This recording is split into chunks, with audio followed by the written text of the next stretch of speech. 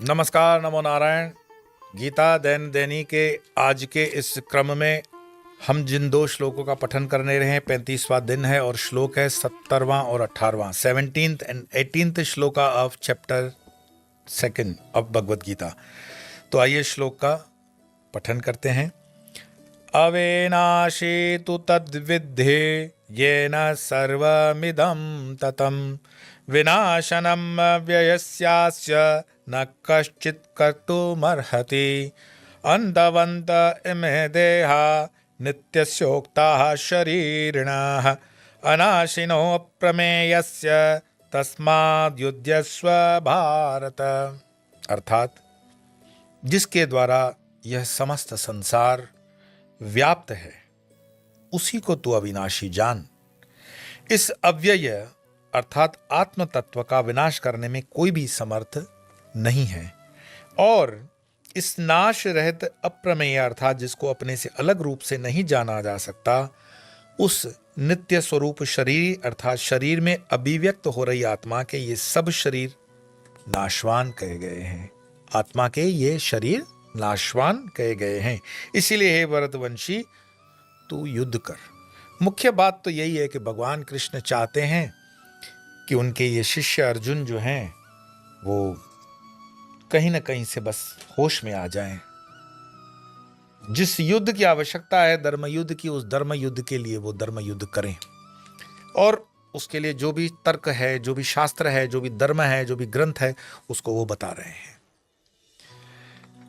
वास्तविकता तो जहां से बोलते हैं ना, अविनाशी तु तद्विद्धि येन सर्वमिदं ततं विनाशनम् अव्यास्य न कश्चित् कर्तुमर्हति। हम मानते जो हैं, मानो कि जिसके द्वारा यह समस्त संसार व्याप्त है उसी को तो अविनाशी जान। ये संसार जो चल रहा है, संसार करोड़ों करोड़ों वर्षों से ये जंगल, नदियां, पहाड़, कभी सुनामी आती है, कभी धरती हिलती है, कभी कुछ होता है, सब परिवर्तनशील है। लेकिन कोई एक गति है, कोई एक रिदम है। वो रिदम से पूरा कॉस्मस रिदमिक हो रहा है। जो है ना, गट गट में जो गट रहा उसी को राम पहचान। मुझे बीज मंत्रों के विषय में कभी कोई पूछते हैं कि बीज मंत्रों के विषय में आप क्यों नहीं कहते हो? क्योंकि बीज मंत्र प्रत्येक जो है वो एक रिदम है। जैसे रीम मंत्र है, रिदम। रीम प्रकृति का मंत्र है। मैं डिटेल उसका नहीं बता रहा हूं, गीता पे ही हूं। यही रीम मंत्र राम है। राम राम राम, दशरथ राम राम है, लेकिन राम मंत्र है। उसी राम की वाइब्रेशन, उसी रिदम, वही राम अन्य ग्रंथों, अन्य धर्मों में भी आपको मिलेगा। वही मंत्र है, स्वरूप उसका बदल दिया जाता है। उस राम को कभी कोई बदल नहीं पाएगा क्योंकि वो नश्वर है, वो चेंज नहीं हो सकता। हाँ, देश काल परिस्थिति से उसका इंटरप्रिटेशन गलत हो सकता है, अलग हो सकता है, लेकिन वो कभी चेंज नहीं होगा। तो जिसके द्वारा यह समस्त संसार व्याप्त है उसी राम ने, मानो कि एक ही कंटेंट है चीज का, एक ही बार, मतलब समझो मिठाई है, उसके मैं बॉक्स बदल रहा हूं। मिठाई वही है, लड्डू वही है। कभी लड्डू मैं प्लास्टिक के बॉक्स में डालता हूं, कभी उसको स्टील के डब्बे में डाल देता हूं, कभी उसको पैकेट में डाल देता हूं, कभी उसको पत्तल में डाल देता हूं। लड्डू जैसे वही है। तो जिसके द्वारा यह समस्त संसार व्याप्त, उसी को तो अविनाशी जान। इस अव्यय आत्मा तत्व का विनाश करने में कोई भी समर्थ नहीं है। आत्मा तत्व का कैसे नाश करोगे? लेकिन जब तक आत्म दर्शन नहीं होगा, सेल्फ रियलाइजेशन, तब तक आत्म दर्शन के विषय में बोला भी कैसे जा सकता है? और आत्म दर्शन जो है या सेल्फ रियलाइजेशन है, वो इतना अगर आसान होता तो फिर आए दिन हर गली गली में बोर्ड लग जाते कि आओ सेल्फ रियलाइजेशन सेंटर से खोल लेते हैं। उसके लिए प्रयास किया जा सकता है, प्रयत्न किया जा सकता है, यात्रा को प्रारंभ किया जा सकता है। लेकिन ऐसी कोई स्कीम नहीं कि तुम 10 मिनट के अंदर सोचते हो कि मैं गीता के 2 श्लोक बोलूंगा, तुमने सुन लिया कि तुम्हें ब्रह्म ज्ञान हो जाएगा। ब्रह्म ज्ञान के लिए लोग एक जीवन नहीं, अनेकों अनेकों अनेकों जीवन देकर उसको प्राप्त करते हैं। तो जो ये यात्रा है उसी के अंतर्गत भगवान कृष्ण कहते हैं कि इस नाश रहित अप्रमेय अर्थात जिसको अपने से अलग रूप से नहीं जाना जा सकता है, नित्य स्वरूप शरीरी अर्थात शरीर में अभिव्यक्त हो रही आत्मा। कभी तुमने सोचा शमशान की यात्रा लोग अशुभ नहीं माने, मैं तो कहता हूं कि कबीर साहब के दोहों को जानो, कबीर साहब के दोहों के बाद तुम मीरा को पढ़ लो और संतों के दोहों को पढ़ो। ये एक ऐसी यात्रा का मात्र अल्प विराम है, पूर्ण विराम नहीं है। शरीर का छूटना पूर्ण विराम नहीं है। और नित्य स्वरूप शरीर अर्थात शरीर में जो अभिव्यक्त रही हो रही आत्मा है वो नित्य है। मुझे पता है कि गीता के कुछ कुछ श्लोकों में बहुत हैवीनेस आ जाती है, उसको संभालने के लिए हम थोड़ा थोड़ा सा डाइल्यूट करने के लिए एग्जाम्पल देते हैं। जैसे मानो तुम्हारे पड़ोस में कोई अंकल आंटी की डेथ हो गई है, तुम्हें फोन पर सूचना दी गई कि सो एंड सो पर्सन नहीं रहे, तुम जाकर के उनके शरीर को इस भाव से देखना। आज तुमने श्लोक सुन लिया, और अगर कभी पहले किसी का डेथ देखा है तो भी याद कर लेना कि उस शरीर में से ऐसा क्या निकल गया, उस शरीर में ऐसा क्या था जो निकल गया जिसकी वजह से ये शरीर जो है वो मिट्टी हो गया, और जिसका नाम मानो कि कल तक तुम उसको मिस्टर ए कहते थे, आज तुम उसको बॉडी कहते हो, dead body of mister A. ऐसा क्या है? मानो कि उसका नाम महेश है, तो वो महेश की लाश को ले जाओ। क्यों नहीं कहते हो महेश को ले जाओ? तो वो जो महेश का तत्व है, वो तत्व अनित्य है, वो अनित्य के साथ मिलने चला गया आत्मा। रह क्या गया? महेश का शरीर। और महेश का शरीर कहां ले जाना है? शमशान में।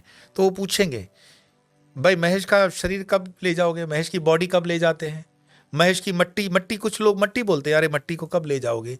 और देखो आजकल तो कुछ कानूनी धाराओं की वजह से रात को शमशान खुले नहीं रहते थे, वरना कुछ साल पहले तक की बात है कि डेड बॉडी को रात में घर में नहीं रखा जाता था, जितना हो सके सूर्यास्त से पहले पहले हवाले कर दिया जाता था।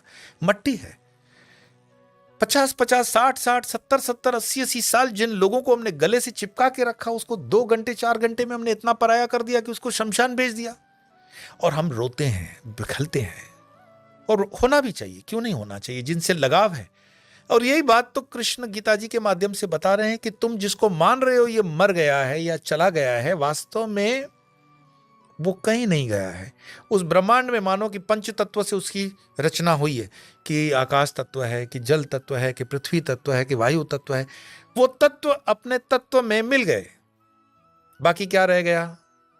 आकाश आकाश के साथ चला गया, जल जल के साथ चला गया, बाकी रह गया पृथ्वी तत्व। पृथ्वी तत्व जो इसका शरीर, स्थूल शरीर है, वो पृथ्वी तत्व है। उसको तुम अग्नि के हवाले कर दोगे तो अग्नि अग्नि के साथ फिर चली जाएगी, पृथ्वी पृथ्वी के साथ चली जाएगी, सारे तत्व में विलीन हो जाएंगे, मुट्ठी भर राख हो जाएगी।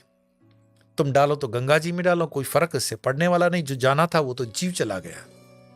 जो जीव कल तक तुम्हारे लिए महेश भैया था, महेश अंकल था, महेश सो एंड सो था, वो चला गया।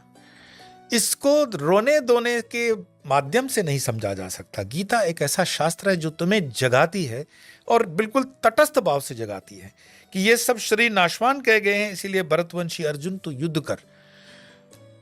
अब युद्ध करने का मतलब ये नहीं है कि तुम मार काट शुरू कर दो, नहीं, धर्म की युद्ध है। तो जो अर्जुन देख रहे हैं कि ये दुर्योधन है, कि ये द्रोणाचार्य हैं, कि ये कृपाचार्य हैं, ये हैं तो बस मट्टी के ढेर ही हैं। कुछ उनमें चेतना का जो अंश है वो अंश है। आगे के श्लोकों में वो कृष्ण कहेंगे कि तुम अगर नहीं युद्ध करोगे तो भी मारे तो जाएंगे, मैं उनको मार दूंगा, क्योंकि मैं काल हूं, कालोस्मी श्लोक आएगा वो, मैं काल हूं और मैं काल बन करके आया हूं।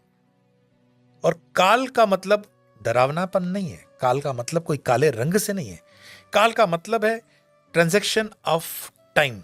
टाइमलेसनेस जो है वो भी काल है, वो महाकाल है। टाइमलेसनेस जो है, उस टाइमलेसनेस को जब हम टाइम के फ्रेम में बांधते हैं तब वो महाकाल काल में आ जाता है। और समय परिवर्तनशील है। तुम घड़ी को देखो, वो सेकंड का कांटा रुकता ही नहीं है, टिक टिक टिक टिक टिक टिक टिक टिक टिक टिक चलता रहता है। तुम उस सेकंड के कांटे को भी देखोगे तो परिवर्तनशील कांटे घूमते रहेंगे। यही जगत है, यही सत्य है, और यही सत्य हजारों हजारों सालों से चल रहा है।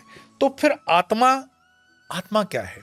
देखो, श्वेताक्षर उपनिषद के अंदर इस श्लोक से आत्मा की उपमा की गई है कि बालाग्रशत बागस्य शतदा कल्पितस्य च बागो जीवस विज्ञेय स चानत्याय कल्पते। यदि बाल, ये सर का बाल के अग्रभाग को 100 भागों में विभाजित किया जाए, ये बाल के भी भाग को 100 भागों में विभाजित किया जाए, और फिर इनमें से प्रत्येक भाग को फिर से 100 भागों में विभाजित किया जाए, तो इस तरह के प्रत्येक भाग की माप की आत्मा का परिमाप है। आत्मा कितनी है, वही तो निकल गई शरीर से, पकड़ नहीं पाओगे। बाघ का 100 बाघ। फिर दूसरे श्लोक में कहते हैं कि केशाग्र शतभाग्यस्य शतांश सादृशात्मक जीव सूक्ष्म स्वरूपोयम सांख्यातीतो ही चित्कणः। आत्मा के परमाणुओं के अनंत कण हैं जो माप में बाल के अगले बाघ नोक से 10,000वें बाघ के बराबर हैं। ये श्वेताश्वर का उपनिषद है। मैं हमेशा कहता हूं, तुम सनातन की यात्रा में थोड़ा सा पढ़ना शुरू करो, वेदों की तरफ लौटो तो सही। प्रस्थानत्रयी जिसको कहते हैं ना, उपनिषद पढ़ोगे, गीता पढ़ोगे, पढ़ना तो पड़ेगा। अभी नहीं पढ़ोगे, दूसरे जन्म में पढ़ना तो पड़ेगा। तब तक मोक्ष की कोई आकांक्षा नहीं, और मोक्ष मरने से छुटकारा नहीं, अज्ञान से छुटकारा है। ऐसा शास्त्र भी मानता है, मैं भी मानता हूं, और ऐसे सारे बुद्धिजीवी भी मानते हैं, सारे ज्ञानी भी मानते हैं। कुल मिलाकर के गीता जो हमारी यात्रा चल रही है, आप उसमें आनंद के हिलोरे ले रहे हो। कभी कभी थोड़ा कठिन श्लोक आ भी जाए तो धैर्य रखना, सीखेंगे, सीखकर आगे बढ़ेंगे और हम पहुंच जाएंगे। आइए श्लोकों का पाठ करते हैं। अविनाशी तु तद्विद्धि येन सर्वमिदं ततं विनाशनं व्यस्यास्य न कश्चित् कर्तुमर्हति। अन्धवन्तः मे देहा नित्यस्य उक्ता शरीरिण अनाशिनो अप्रमेयस्य तस्माद् युध्यस्व भारत। आज इतना ही, कल फिर मिलेंगे अन्य श्लोकों के साथ। तब तक के लिए नमो नारायण।